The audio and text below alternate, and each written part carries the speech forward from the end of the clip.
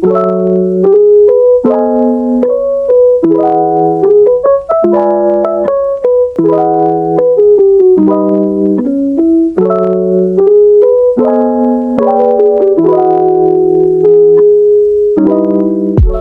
everyone, welcome, it's Tulipy.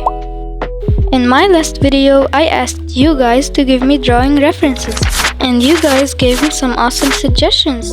So in this video, I'm going to be drawing these characters in my art style. And the first comment I'm going to be starting with is drawing Lisa.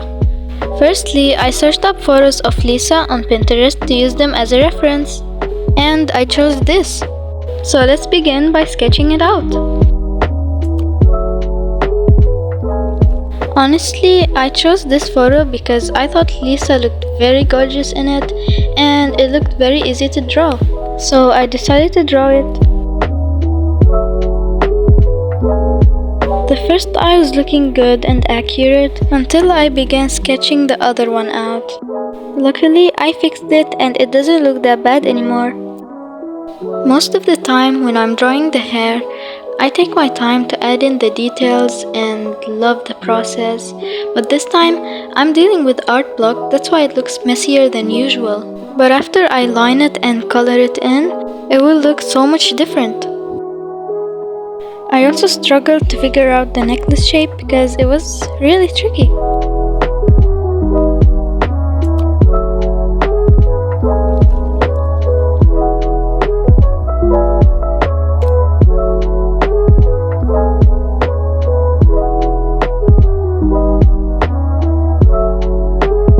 Lisa's sketch is finished, and I'm really proud of how it looks. Pretty similar, all good.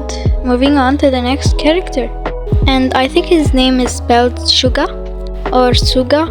I'm not really a fan of BTS, but I think this photo looks just perfect. And I've got some bad news. My phone wasn't recording the whole time. What a bummer, but that's alright. I'm just glad the drawing didn't disappear. And this is how I drew him. So moving on to the next character. This character is from the animated movie K-pop Demon Hunters, and her name is Rumi. Wow, so many options. Which one should I pick? I'm just being sarcastic. I began to sketch out her face shape, kind of a rosy jawline or a diamond face. And she has a type of earrings that kind of confused me. And many more special details about her, but I'm just gonna keep it simple and see how it goes, because all of this is just part of the process. What I enjoy the most when I'm drawing while using a reference in front of me is that I figure out so many details about this character, and sometimes I get surprised and ask myself, what do you mean this character has a mole there, or what do you mean this character has blue eyes and I never knew that and stuff. So sometimes when I'm drawing my favorite character, I get to know them more and more. Because when I'm drawing, I like to put in so much details, even the slightest ones.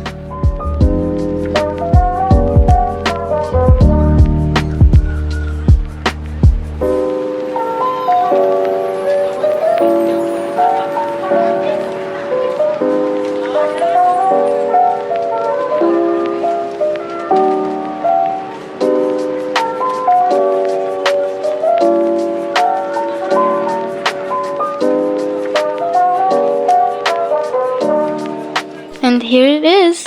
I'm finally done with the whole sketch, and I'm really proud of how it's looking. And I had so much fun sketching these characters. Now it's time for coloring. As usual, I erase the first character with my kneadable eraser. Then the next step is picking the colors. Starting with the skin, I thought these colors would match Lisa's skin tone, and also makeup shades like her blush or lipstick. When I'm coloring the skin, I always start with the darker shades like the shadows and blush and lighter shades and more lighter shades until I get to the skin tone. That's when I color the whole face with the skin tone, of course. That way the colors would merge together and come out smoothly. This is also for all the people who asked me how I color the skin so smoothly, and all of you guys who are inspired by me. Whenever I find the skin looking a bit flat, I add slight touches of dark colors to give it more shadows and depth and blend it in.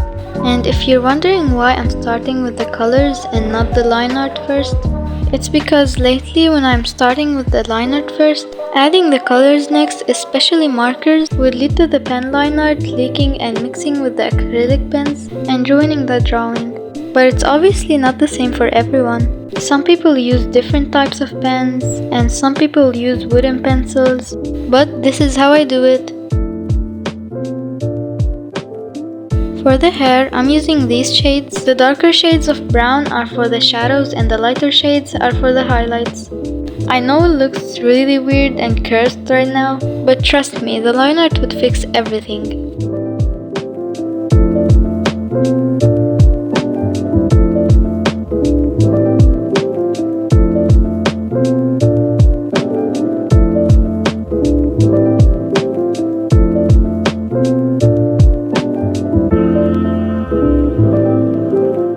Lastly, I colored the necklace and finally, the line art.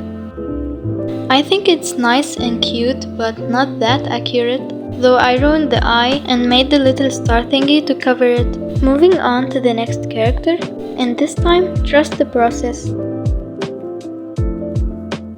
Not to spoil it or anything, but it's gonna look good at the end. So make sure you watch till the end. I'm sure you don't wanna miss it. From what I see in the photo that I'm using as a reference, she has a purple shadow on the side of her face, so I decided to include it. And I'm really glad I did. It just brings it all together and makes the colors pop out. It's such a fun detail. And right here is when I messed up, because I used a really dark shade of purple. It's because I don't have a marker the same color as her hair. So later on in the video, you can see me using wooden pencils to fix the colors, and it really made a difference. For now, you can just enjoy my coloring process.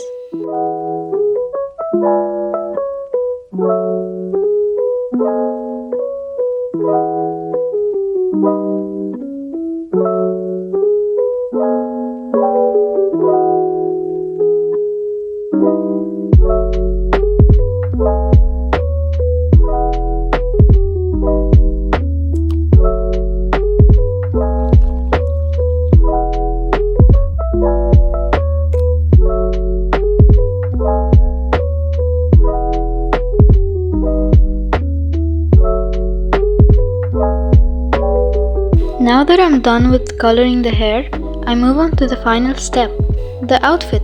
And it was also a fun part.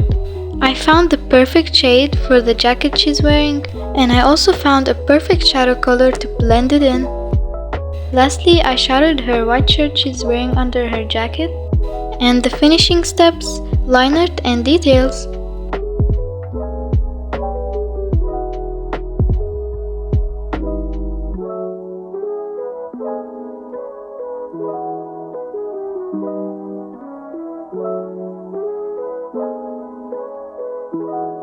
There it is, the final product, final drawing. And the progress of drawing this was so fun. Let's all promise to ignore her shadowy hair and just focus on the little details. And now it's time to color Suga. He's the last character we have to color, so we're gonna pick the colors. Perfect for the skin, perfect for the blush, the hair, and then my kneadable eraser magic trick. As usual, starting with the blush, the darkest. It's kinda empty since I used it on a lot of drawings, so I'll use another blush color on top of it, and then color the whole face with the skin color.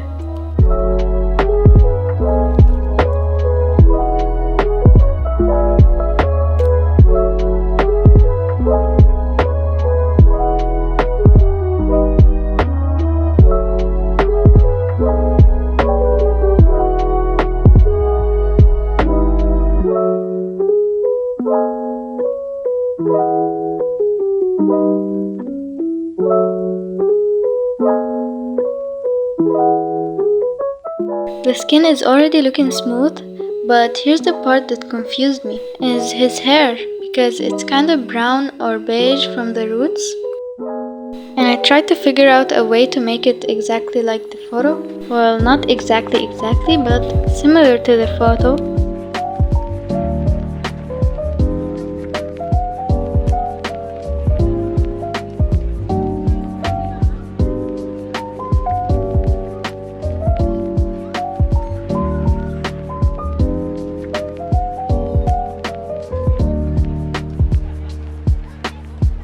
My favorite part of coloring Suga was his hoodie because it came out so neatly blended and just smooth and kinda the perfect color.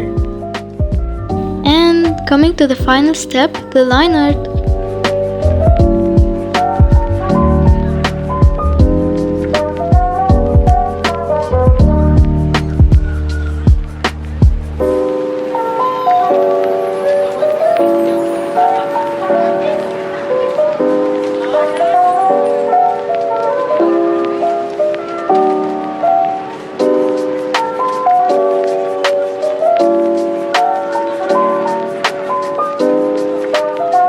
Are you ready for the final result? And there it is! Do I look like a real boy, Papa? Yeah, I guess you do.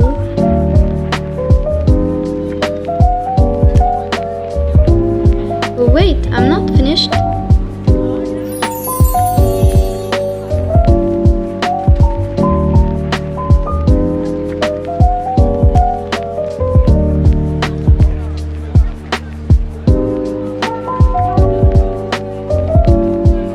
And that's all for today. I hope you guys like this drawing and make sure to like and subscribe, and I'll see you in the next video.